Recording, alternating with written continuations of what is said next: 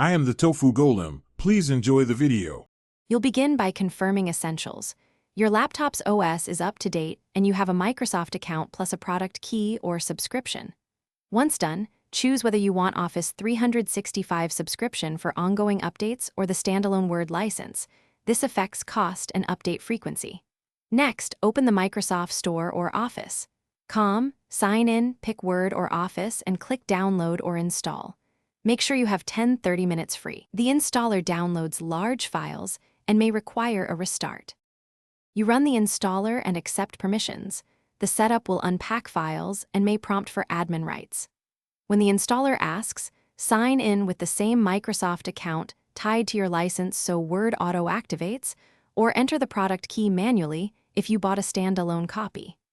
Choose 32-bit or 64-bit based on other apps and pick language and install type. Typical is fine for most users. Make sure automatic updates are enabled so security and feature updates arrive without manual steps. After installation, open Word and sign into OneDrive to enable autosave and cloud sync. This protects files and lets you use features across devices.